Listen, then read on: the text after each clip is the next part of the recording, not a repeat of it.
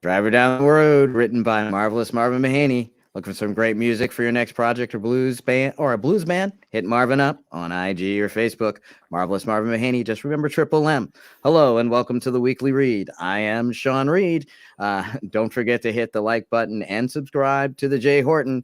There are new videos on indie film marketing, indie film distribution, and indie film making in general from Jay Horton right here on the Jay Horton YouTube channel. I call him Jason. What's up, Jason? Hey, how's it going, man? Good. You forgot about my water polo tutorials. Yes, those water polo tutorials and those travel videos, how to travel from your bedroom to your bathroom with Jay Horton. Well, bro, we've got a movie premiere episode. We have the writer, director of the new movie, The Last Days of Capitalism, and the producer, Mr. Mark Stolaroff. I sometimes roll. I don't roll it enough. I'll get him to say it for us. But, so we're going to definitely jump into this, and you will let me know as people. Oh, look at that. That's Mr. Adam Mervis. It's jumping into the feed, so I'll be able to stick with what I was talking. So actually, as soon as Jason gives me the clear, Jason, you'll let me know because he's going to have to be jumped in. Yeah, he's all set. He's ready. Yeah. So let's, so without further ado, actor, director, Miami native, New York playwright, LA screenwriter, Mr. Adam Mervis. What's up, man? Hey, how's it going? That's quite a welcome. Thank you so much. Oh, you're welcome. Well, very well deserved. I just got finished having an experience with The Last Days of Capitalism. So I was, had you in my ear. I was woke up this morning. I love to watch it and then get to talk to the person right there. So I have it very fresh on my mind. And it was definitely something that I could hear the echoes of of a playwright in there, of a unique language of someone who'd authored. So I'm going to be very interested about how much you stuck to the script. But let's just start with You're so busy. What's your writing routine like these days? Are you somebody who's literally writing every day for 4 or 5 hours, isolated? We don't get to talk to you. Well, not the case this morning, but my routine these days, I think what I like about writing is that it's every project is different. Everything changes project to project. I need a different bag of tricks for each thing. Nothing's the same. Which, as my girlfriend will tell you, who just crossed right across screen here, is healthy for me. But I like if I'm really in a groove and I'm really working on a script, I like to get up in the morning, do a couple things, and then start writing about 10 o'clock and write from about 10 o'clock to about 2 o'clock. Okay. I'll usually start out somewhere. I'm currently living in Brooklyn. And I'll start out somewhere in Brooklyn and kind of move back to my apartment at a certain point. And by about 2 o'clock, I can feel good if I got about 4 hours of writing in, and and then kind of email and do other stuff afterwards, after lunch. So how much time are you spending in what I call development time, thinking about something versus writing? Oh my God. Well, if I'm on a studio assignment, my girlfriend passing back and forth like an extra. It's like a movie. It's like extra. Exactly. It's great. It's great. We got it. It's a coffee shop. Yeah. If I'm on a studio assignment and they've come in and they've hired me pretty quick, that turnaround is I usually get about a month or two to think about it and outline it. I'm not a big outliner for my own projects, but for those bigger projects, that's kind of part of the gig. So I do spend, I don't know if 2 months sounds like a long time or a short time. For my own personal stuff, I'll sit and think about it for months, a year. I'll have stuff that I've been thinking about for a while that doesn't quite feel ready or percolated or boiling yet, if that makes sense.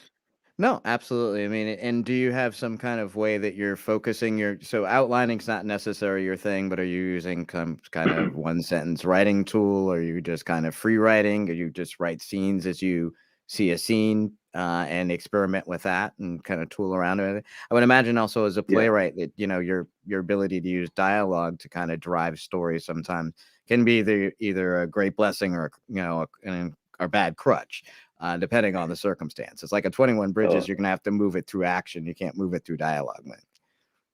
totally. I think when I'm at my best, which is, an hour a day, but if I'm fusing that narrative with dialogue, so for something like 21 Bridges, we can talk about what happened to that script if you want. Yes, I absolutely, could, sure. I could start drinking at that point, but Well, on this don't podcast, do that. yeah, yeah. A little early. Well, yeah, but like one of the early drafts of that script, and why I think it moved so quickly through the studio process was I was at my best as far as fusing kind of a locomotive of a narrative with what I do best, which is dialogue and character and that sort of thing. To answer your original question, as far as what do I do if I'm not outlining, for a project I have coming out December 10th called National Champions, which was originally a play that got bought by the studio and then turned into a movie. I thought about that idea I had that idea kind of floating around for a while, for years probably, and I didn't quite know what to do with it. The idea of these two big college football players who could, upend the system if they wanted to, if they wanted money. And I don't know, one day it just occurred to me as I'm watching this college football game that if they boycotted on the national title game, it would be a domino, and that would be a thriller. The movie or the play originally kind of came to me quickly because I was like, oh, that's a thriller. That's something I can tell a story about, where we have a condensed amount of time. We have this national title game, and we have two players and the NCAA coming at them. And once I had that, my rule is always like try not to write as far as rushing into something, and I just couldn't not write that. And I kept trying not to write it and write something more commercial, or write something that the studio wanted or whatever. And I just kept coming back to that idea. So I think for me, it's coming back to something and am I writing about it in a linear fashion? No, but am I writing a paragraph here or a scene or something like that? Yeah. Well, and then I've seen the trailer for that, and it's definitely something where I feel like it works in ways that I'm very curious and want to see it, which is always the best thing for especially a good.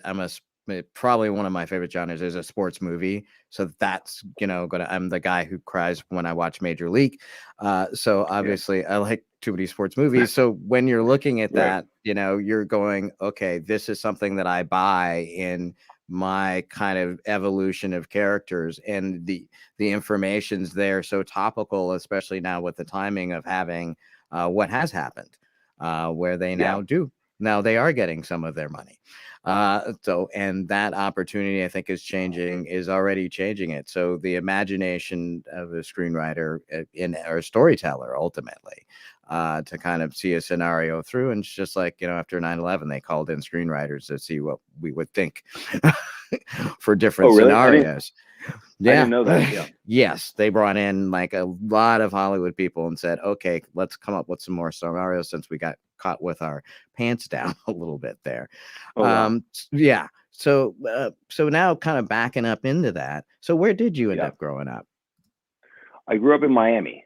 Okay. I grew up in Miami, and I went to Florida State for undergraduate. Okay. And then at Florida State, Florida State has a great film school. And by sheer luck, I got bit by the acting bug my senior year of college, because I needed a class to take, and I took an acting class so I could stay in college and play lacrosse and not have to go into the real world. Okay. And I kind of got bit by the bug, and one day in acting class, they said, "Oh, you could audition for the film schools doing films, so you could go over and audition." And the first person I auditioned for is the producer of Last Days of Capitalism, my friend Kenny Harrison. And we met and we became fast friends, and we've been friends for 20 years. And I made a film with Kenny, his student film, and I acted in it, and it was a great time. And in addition to Kenny, who's a heavy hitter himself, around there also was Barry Jenkins. Wow. He was making films there. Joy McMillan, who's Barry's editor, was making films there. James Laxon, who's Barry's cinematographer, was making films there. They were all in film school together. And unbeknownst to me at the time, I was getting this amazing education in cinema, in acting, in working with these guys who were going to become, for my money, Barry Jenkins is probably the best director working right now. Mm-hmm. That's just for my money, but I had a ball, and I came out of there and said, I'm not going to law school. I'm going to New York to audition for theater. And I went to New York. And so we will get more into that. But how much do you think how you grew up influences your writing and your filmmaking? Oh, interesting question. I'm one of 5 children, and we grew up on about an acre and a half in what was old Miami, which was old farmland converted into suburbs. So we were the first kind of wave of suburbs. So as far as we were kind of left to our own devices growing up, and there were 5 of us, and we kind of ran through the neighborhood and through these huge yards and mango fields, and it was kind of an idyllic existence until my parents split up and Shangri-La sort of ended. And I think that affects my writing in that,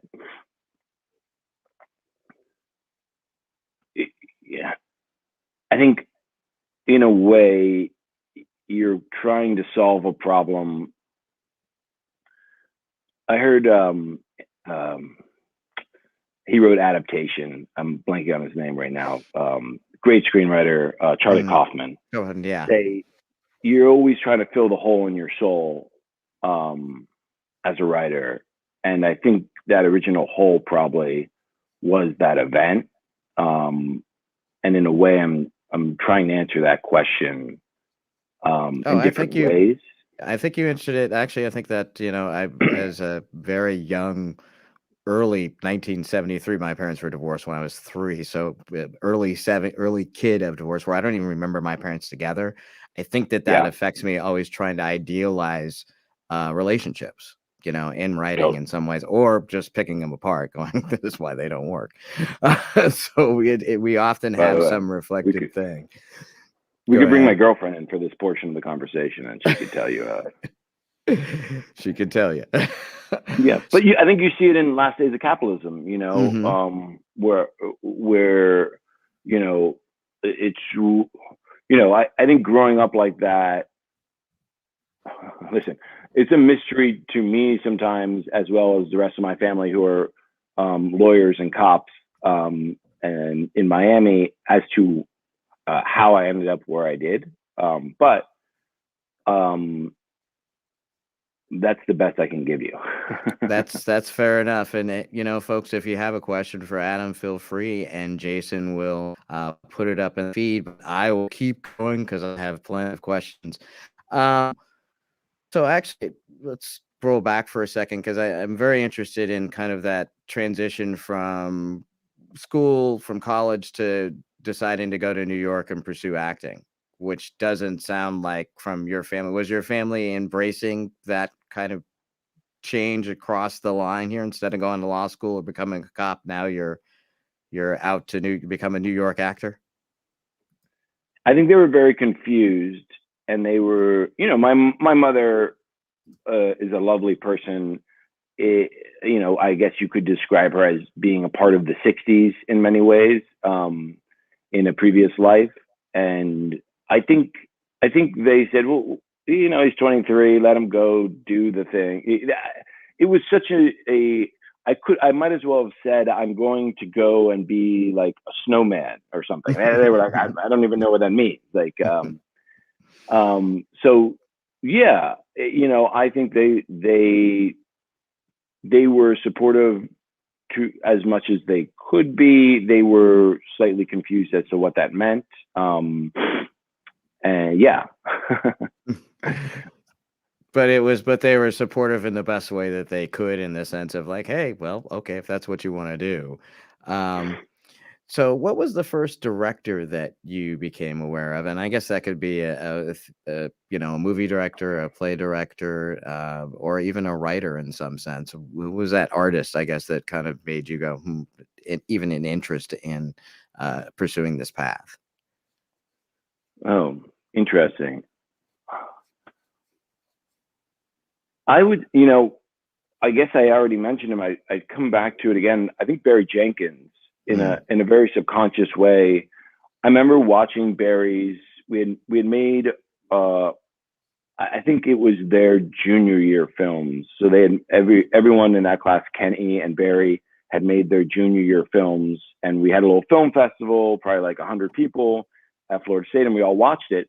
And I remember this film came on, and it was about this husband and wife who washed American flags and dry. It was a very simple sort of setup, which I'm probably butchering, but I remember that came on, and I had seen at that little festival 10 or 11 films played already, and this film came on, and immediately I said, this guy's doing something different than everyone else is doing.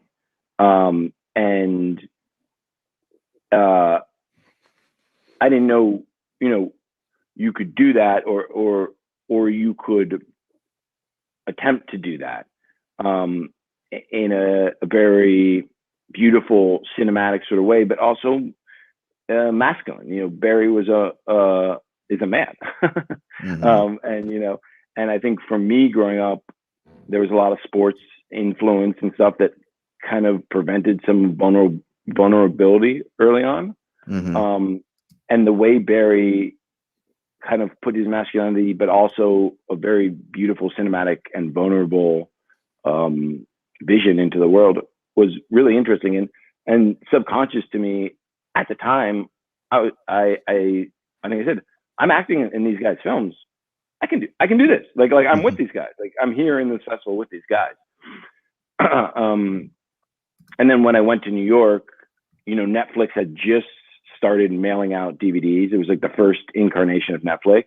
And I started reading a book called My First Movie, which I really recommend. It's all these big directors talking about the first movie they made that my friend had found for me. I don't see it that much, but it's a really great read. And it's all these guys and talking about just their first movie, like nuts and bolts. Like, how much were you sleeping? Like, how scared were you to ask someone for $100,000 and these guys who went on to these huge careers. And I started watching their films. And to me, they were films that I'd never even heard of. And it was really an education, like a film like With Nail and I, which is this great British film. I was blown away that you could just have two people, again, to Last Days of Capitalism, and Richard Grant just sort of going nuts. And that was the movie. And you could do that. Yeah. Or the Before Sunrise series, which was just starting. So, yeah. Awesome. So, getting to the so you're in New York and you're pursuing, more of an actor track, it sounds like, initially. What kind of got you into deciding to write some plays at that point? Well, like any actor, I had nothing to do. And I was actually, I got very lucky that when I first moved to New York, I got cast in an off-Broadway show almost right away, which is either lucky or very bad, because it was this wonderful little play by these producers named the Glines, who had done the Torch Song Trilogy, which is one of the first plays about HIV and AIDS in New York, which won the Tony Award and all that. And I was doing a little play for them off Broadway in the West Village. And I did it for about 6 months. It was the dream. You know, you're doing a play in the West Village for 100 people a night off Broadway. And it's a little very complex artistic piece. And then you wake up one day and you're sleeping on the couch and you have no work. And you're 23 and you're like, I thought this was going to just keep going. And we just like get to keep doing it. But so I kind of got into the scene as far as I would bartend, I would do little plays, and I was doing this, it will remain nameless, but I was doing a tiny show in a church basement in the East Village. And I had that reaction I think a lot of us have as actors, to be like, I could write something better than this. I mean, what am I doing here?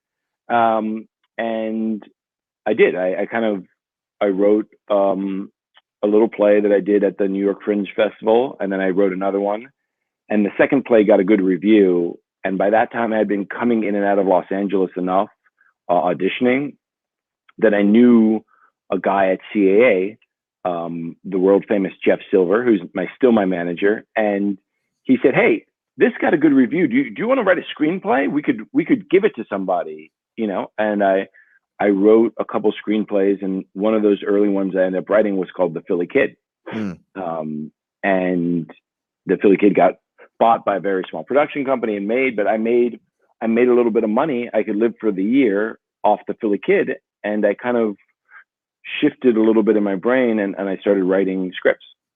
Wow. So that's it, to kind of just organically, but by necessity, you started doing it, and it just kind of really turned into a focus. And so now we see with so is this your first directing outing with the Last Days of Capitalism? Yes. Okay. Exactly. And so how did you then decide with this? Because now you have had, you've got 2 studio films that I'm aware of, plus the Philly script, which was bought. So that gives you something. It's not quite an indie when they actually give you a check. It's better. Well, yeah. Warner Brothers ended up buying. Yes, totally. Yeah, where it's a little different than making this one, where you probably didn't see that kind of check, Yeah, or yet. Definitely did not see that type of check. Yeah, not yet, but it's a different type of deal. So how did you make this decision to direct and make and be involved more in making this specific film? You know, I think in talking about my background, directing is really fusing acting and writing. If you can work with actors and you can write, that's 90% of the battle. And you get a great cinematographer like we had in Bethany on Last Days of Capitalism. But I really, coming off 21 Bridges, from a standpoint of 21 Bridges was a complicated movie for me in a lot of different ways. It was my big break. It really broke me out as a screenwriter. But the way that film, let's just say I got the full Hollywood treatment as a screenwriter on that film. And I kind of came off that sort of spinning, literally, but also saying that wasn't that much fun. As far as from an artistic standpoint, it wasn't why I was, this business, as you know, is very hard. So it's not why I get up and climb the mountain every day to do that, per se. And I kind of had to recalibrate what I wanted to do and who I wanted to be. And in talking it through a lot with a lot of different friends, I kind of decided I needed to get back a little bit to my roots of writing something that I wanted to write and making it. Kind of those old New York theater days where you could just write something, find a little church basement and go. And it wasn't really about money. It wasn't about getting famous. It wasn't about any of that stuff. It was just about making something really good with a bunch of different artists. And also on 21 Bridges, watching the actors work and watching the director and the cinematographer and all those people work with the actors, you know, I knew more about acting than those guys. And it was kind of refreshing in a way, with some very big producers and everything. They don't really know, they weren't actors. They're not trained as actors. And they were kind of scared. It's kind of being scared of actors, because you don't quite know what they're doing, how they're doing it, what if you're going to mess it up. And, you know, watching someone like Chadwick work, and, you know, now knowing what we know about what he was also dealing with, changes that experience a lot. But, you know, he could have, there were moments, even irregardless of what he was dealing with, where I was like, oh, we could work with him a little bit to dial this in a little. But everyone was so terrified of a big actor and a great actor like that kind of working with him. And I sitting on set, being very quiet as a well-behaved screenwriter, was sort of, I felt myself wanting to get in there and kind of go, hey man, let's work this out for a second, and kind of like tweak, and that was kind of the fun part to me. And I realized I was kind of skipping the fun part and doing the hard part. Yeah. So then you choose a project like this where you're really going to get to do the hard part, which is really working with performers and performances and honing a performance, because it's really all about that with two people in a hotel room, that you're really, really focused on. You can't get much more. And what I love about it is that there's this, I like the theatrical feel of the dialogue, but it's still intensely cinematic experience. So that you're not ever left wanting something. You feel a sense of movement, and just a change of the scene, just them going from that one moment to another. You can feel the transition without breaking anything. So there was a very smooth transitional thing with the entire film, and this is probably a good chance to actually take a look at the clip that we have. So if Jason can get that ready, we'll take a clip. You're going gray. It's an observation I make every morning. You don't have enough hair on your chest. Okay, I like it that way. You have bags under your eyes. Next. You're hiding something. Okay. You aren't that slick, charming, or smart. You're acting at it. Good. You're going off a picture you saw in a magazine. Yeah. You're a wannabe. Okay, go. You took your idea of Ben Affleck and you smashed him together with, I don't know who, but somebody who thinks that they're better than they are. Good, keep going. I haven't really been orgasming.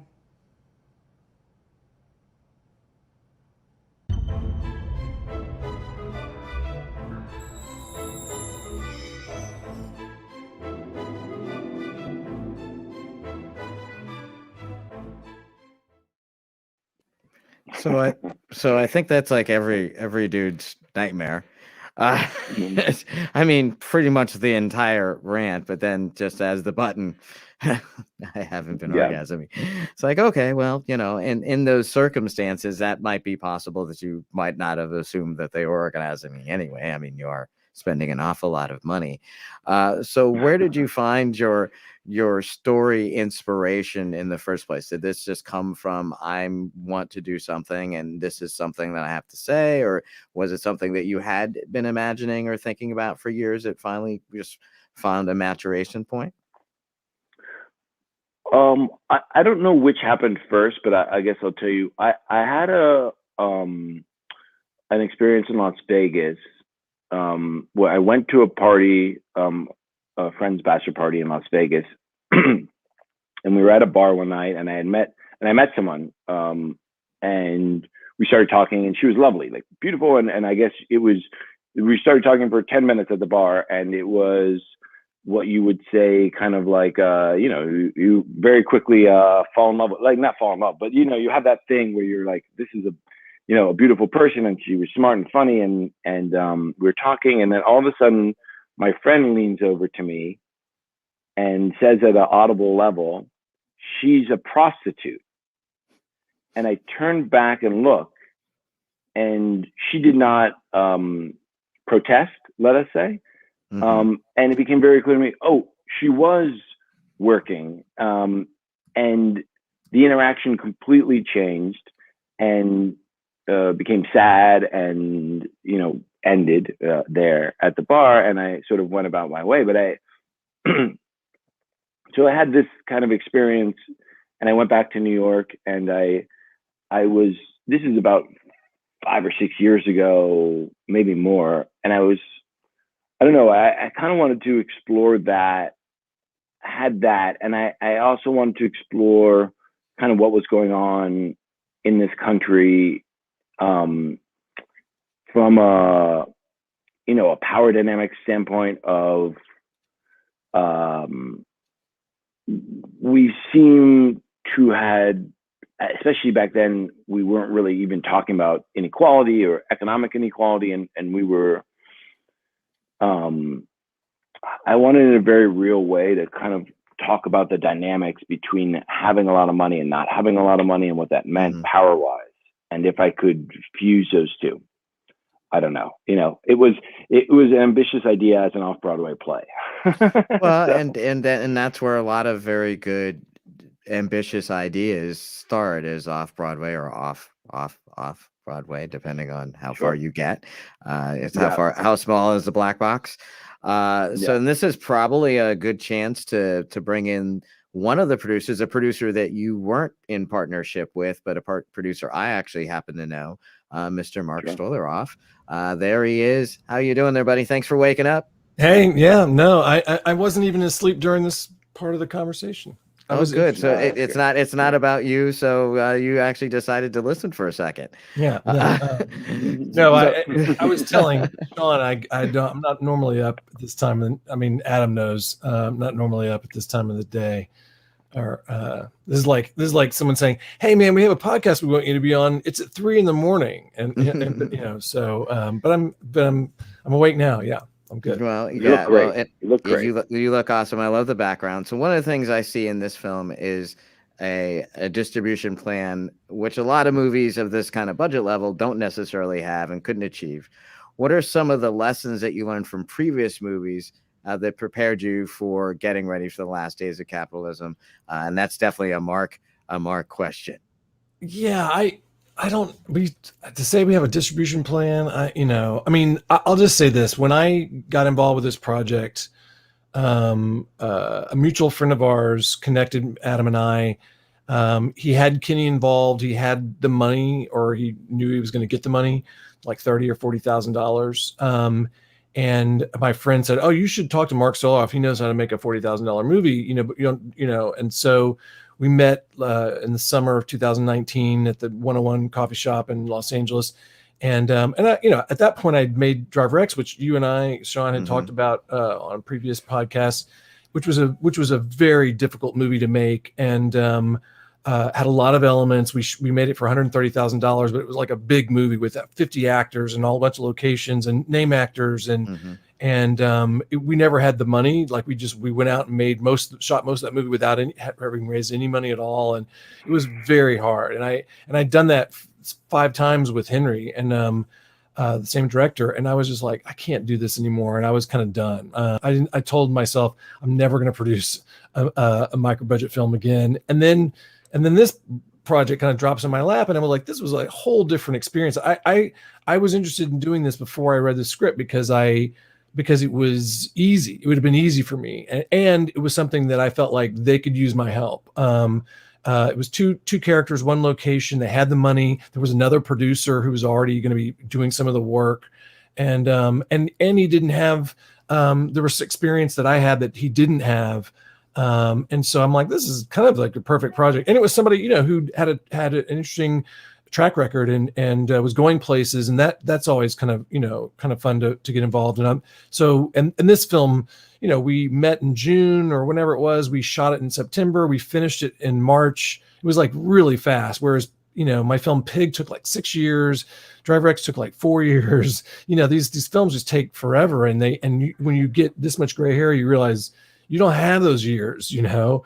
You can't. So, you know, if I spend 5 years in the next film, I'm gonna be a really, really old man by the time, you know, I'm done. So anyway, so all this kind of fell together really well. And when Adam and I did meet, I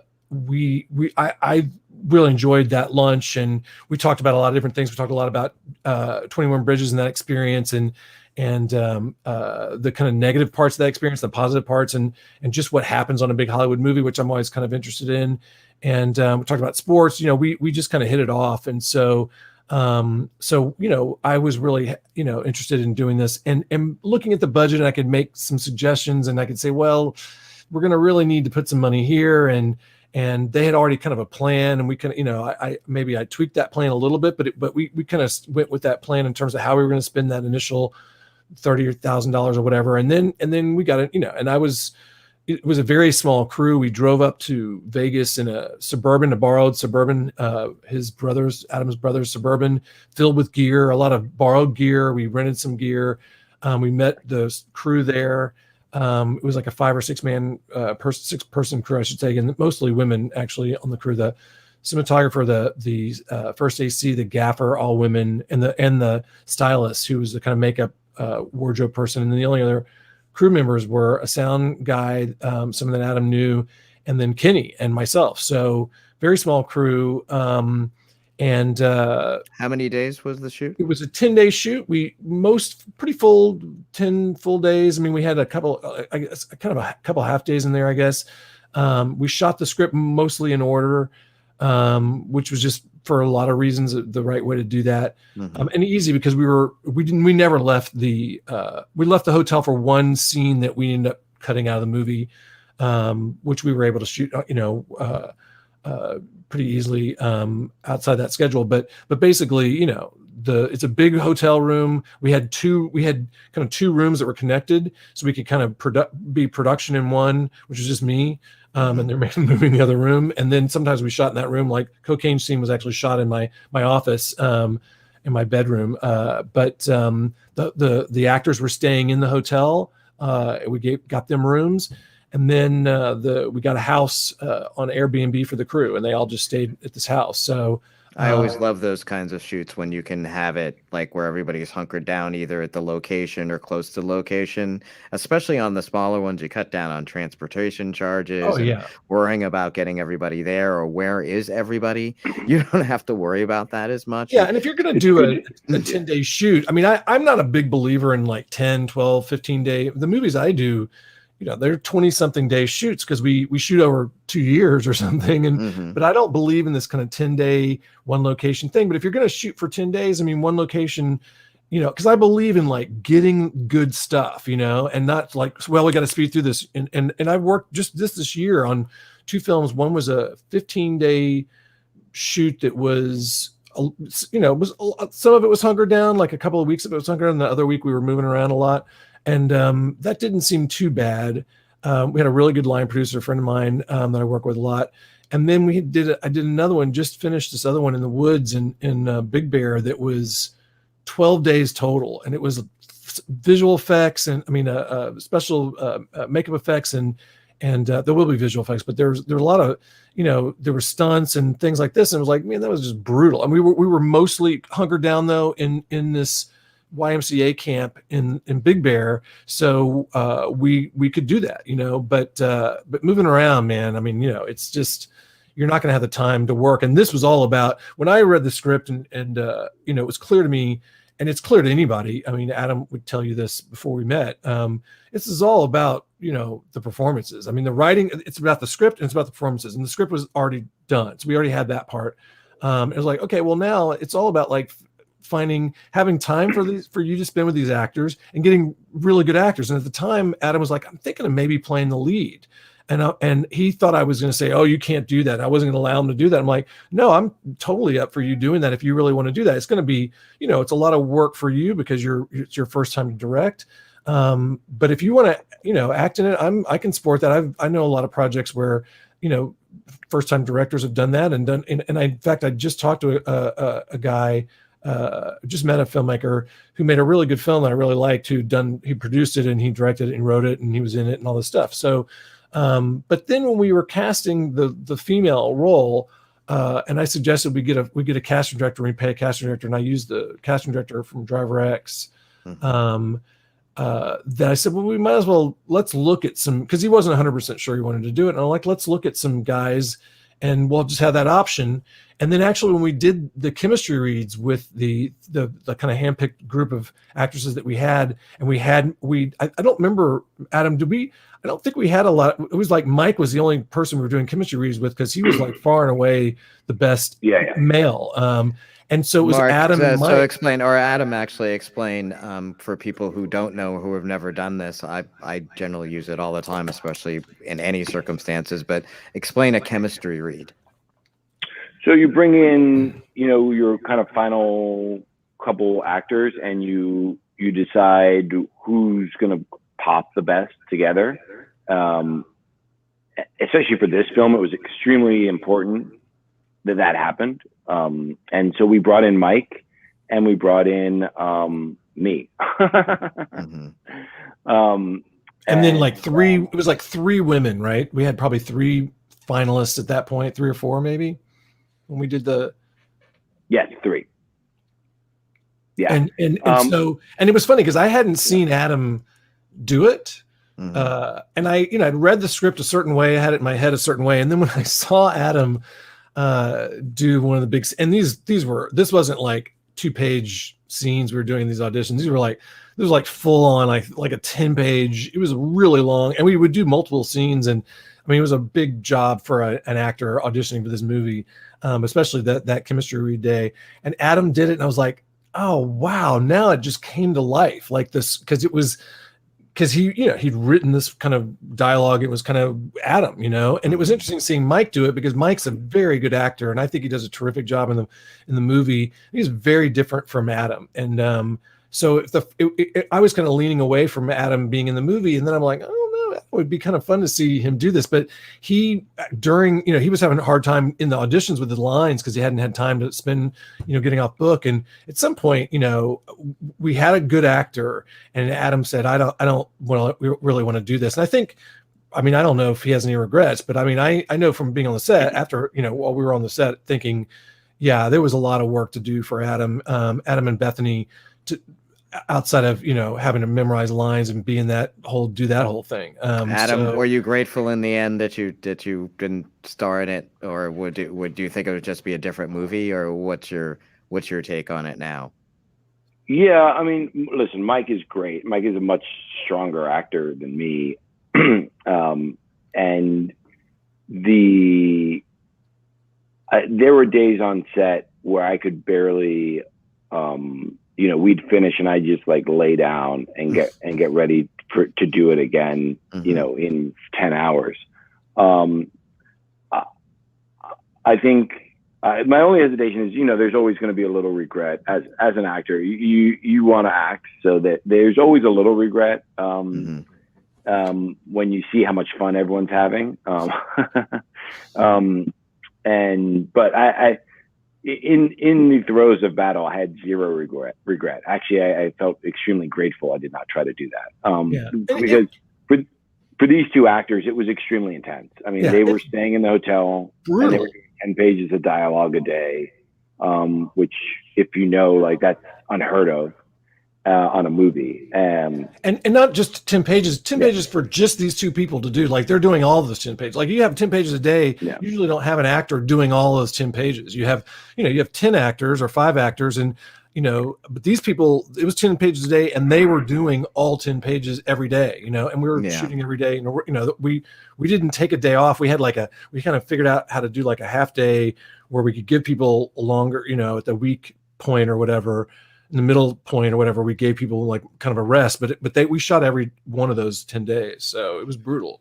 Well, yeah, that definitely sounds like it. So in the, what is in terms of the visual, in terms of creating a visual experience in the hotel rooms, in terms of working with the the DP and trying to accomplish that, what were some of the challenges and some of the things you had to confront, especially in a 10-day schedule? Yeah, the main challenge is that you're in a one location set as long, it's this huge penthouse. So there was a lot of different angles and different places that made it feel, I think when you watch the movie, and I guess Sean, you can tell me, but it doesn't feel like you're stuck in one location. It feels like you just feel it. You don't. Yeah, there's not a claustrophobia going on at all. There's very much so an openness that you're feeling because of where you are, which I think is appropriate. Even though when they get even a little claustrophobic, or when they're, especially the little cocaine rant, where it starts to get the bathroom starts to push you in, and it just happens from the way that they emote. It just happens. So you did a great job with it. How much time did you guys get to spend in that place, in that room, even just scouting it beforehand to kind of? We drove to Vegas. It's funny. We had hired a DP who had like really good gear too. He had the Alexa mirror, which is the camera we use, and some lights and whatever. And we in the original budget, we didn't have hardly any rentals, because he had all this like stuff. And we drove with him to Vegas. We'd already found that place, and we scoped it all out. And he was, we were talking a lot about like, let's open this, movie up. Let's try to hit every one of these, like the balcony is, let's make sure we get something on the balcony. Let's make sure we get someone in that bathtub. Let's get some in the bathroom. And again, it's kind of two suites connected. And so we're like, let's try to hit all these different places to kind of make it more dynamic and open it up. And so we'd scouted it, and we came back, and then he had like a personal issue, like a family issue, and he had to drop out. And it was like a week before or 2 weeks before. And we were like, holy shit, what are we going to do? And we'd had such a hard time finding him. And he was really gracious and said, you can still use my gear, which was amazing. And when we found Bethany, which was, I can't remember how we found Bethany, but she had just graduated from AFI. She had done some work before college, before AFI, and done a lot of work at AFI, but she was, we'd seen good stuff on her reel. We met with her. She's very confident. And then we just said, okay. And we rented a few pieces. There were some things that, AFI people, I've worked with so many AFI cinematographers, it's like, there's certain things that they have to have, and they got to have an easy rig. And you're like, oh, easy rig, man, those are so expensive we had no money for rentals on this. And, so it made a difference. Yeah. It's nice. I don't think I've done a movie without an easy rig. In fact, the one I just finished, cinematographer bought the easy rig for $8,000, which that's how much this piece of gear is being used now. But so she did not have a chance to see the location before we shot there, but we did we shot a lot of footage. And she looked at that. She talked to Kenneth. I think they had a conversation. He was again very gracious about it. I mean, he felt bad that he had to fall out, and it was it wasn't like we've had any bad blood or anything like that, obviously. So we got up there, and we went. I remember going to IKEA and buying stuff at IKEA to help with the lighting, like lamps and lampshades, and then we took it all back, that kind of thing. IKEA can resell it, and try to enhance what we were doing there. And she had some ideas.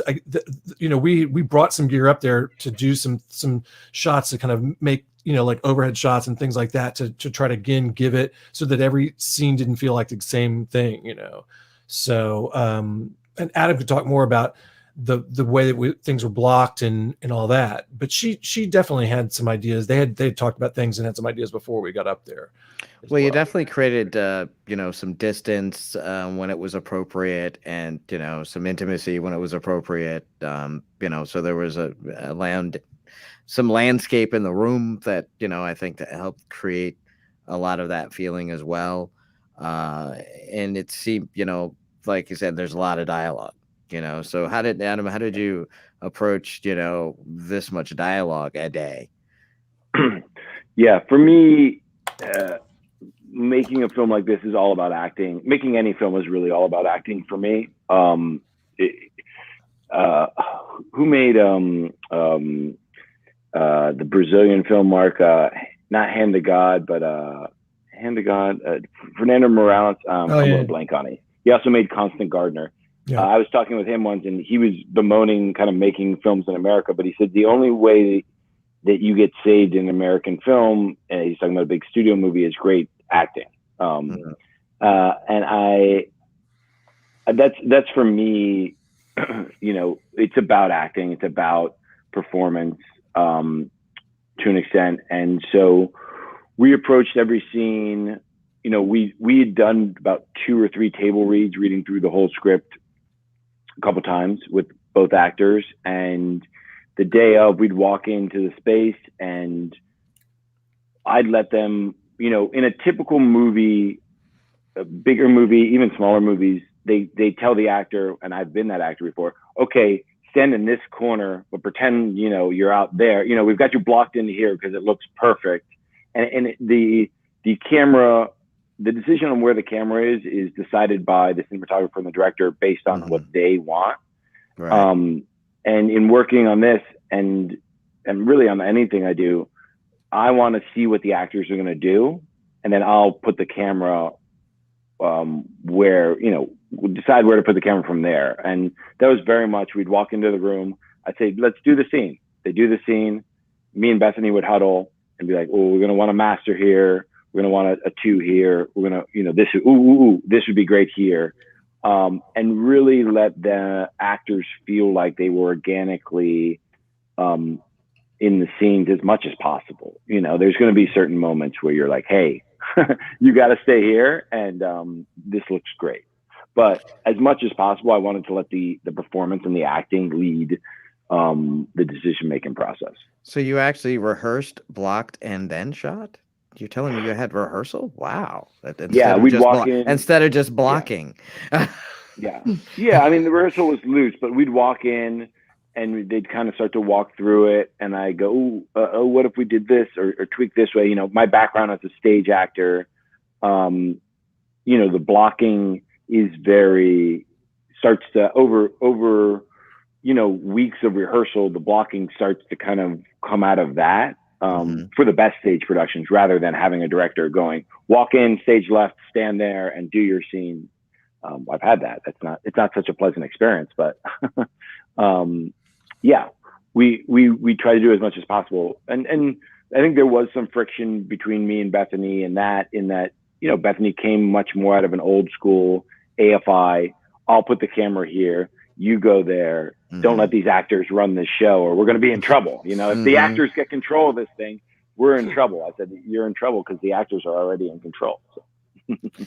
So, gentlemen, thank you so very much. And now we have what we like to call the 5 questions. It's funny. I never answered your original question to me. That's okay. You answered so many other questions. So on this one, Adam first, Mark second. What is the snack that you have to have while shooting, editing, or writing? What is that? Sorry, what's the snack that you have to have while you're shooting, editing, or writing? What's that thing you got to have? M&Ms. Mark? I'm not a big snacker, but I had these pretzels that are like honey pretzels that are rolled into like these big long sticks, and they're like honey thing. Those are yummy. So excellent. Okay, so that sounds good, actually. What is your guilty pleasure film or TV series that no one would ever suspect, Mark? I'm horrible on these, like, what's your favorite film kind of things. This is a guilty pleasure, I guess, because I always say it's my favorite film, and I grew up on it, and just is Monty Python and the Holy Grail, and Monty Python just in general. I mean, I'm old, so when Monty Python was like first out, I saw Monty Python and the Holy Grail when it came out, so that's how old I am. But I love those movies. So me, Adam. I loved the original Ally McBeal. Okay, there you go. That's a guilty pleasure. Yeah, that's a guilty pleasure. Yeah. Name a movie that makes you cry every time. Adam. Field of Dreams. Mark.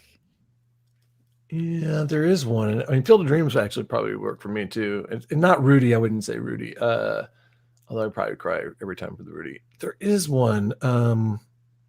Man, I tell you, I'm terrible at this stuff. I'll have to think of that. I can't. Okay, we'll come back to you. Name a movie that makes you laugh every time. Adam's getting good at this.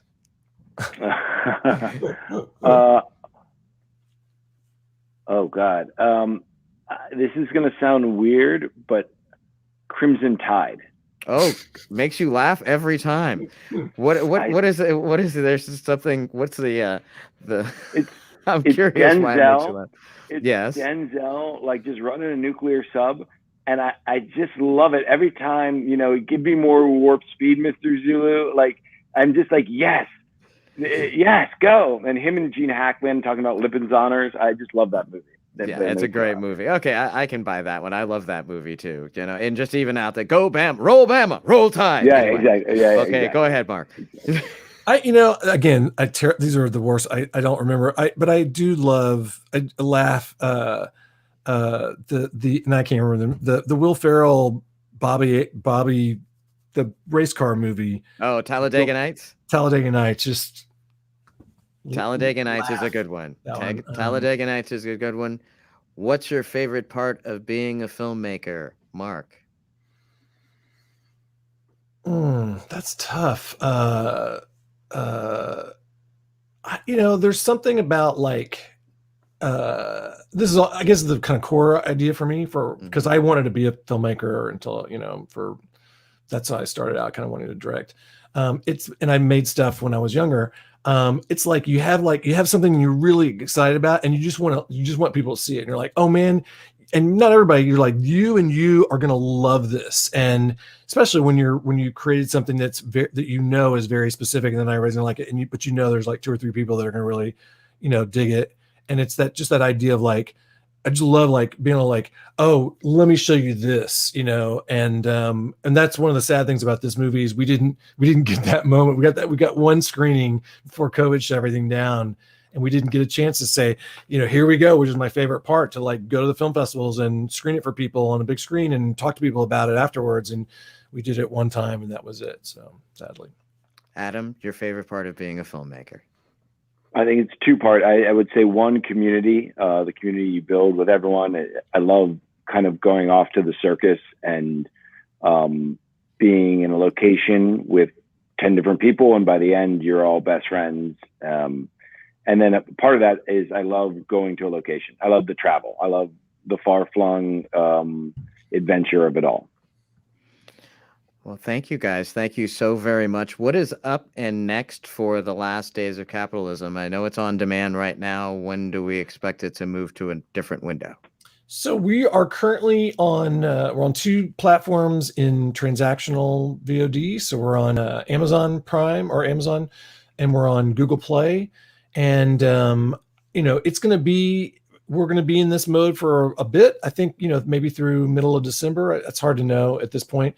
And then I think it'll start opening up and getting on different platforms. And, we'll roll through the different windows that you roll through subscription and AVOD and that kind of thing. But why wait? I mean, it's $3 rental, $2.99. So why wait? You can see. Yeah, it right why now. wait? It's definitely well worth it. It's definitely well worth the experience. I think Thank you. It's a very well written film, a well produced film. Mark's, as he already knows, is one of my favorite producers, and Adam, you have quickly become one of my favorite writers, and I'll be following what you're doing. Thank you. And watching more. So I want to thank you guys both for showing up. When you have new projects, Mark's already his 2nd time, so when you have a new project, hopefully you'll come back for the weekly read. Thank you guys so very much. Thank you. All the luck. And now we move on and we go back and we see Mr. Jason Horton. Come back, Jason. Come back. What's up, Jason? Hey, I actually did fall. No, I'm just kidding. That was a really good interview. Yeah, great interviews, some great guys. Thank you so much. Next week, because we're wrapping up here, we're going to have a special episode where you focus on selecting your next or first feature, your very first one, or your next feature. What should you take into account? How to build your stream of attachments, reasons why and reasons not to. What do you got to say about that, Jason? I'm just looking. I have a bunch to say on this, which I'm going to save for the actual episode. I highly recommend checking in because my whole thought process on how I, choose movies has changed a lot over the last even 6 months. So stay tuned. Check that out next week. Definitely check that out. So as we wrap this up, you can find out more about Jason at the J Horton or here on this channel. You can hit me up in IG at Sean Alden Reed or New Cinema Tribe. and check out World One TV. See you next Friday, noon Eastern, 9 a.m. Pacific. And once again, thank you to our friends, Adam Mervis and Mark Stolaroff. We greatly appreciate it. Don't forget to like and subscribe the channel. We will see you next week. I'm out.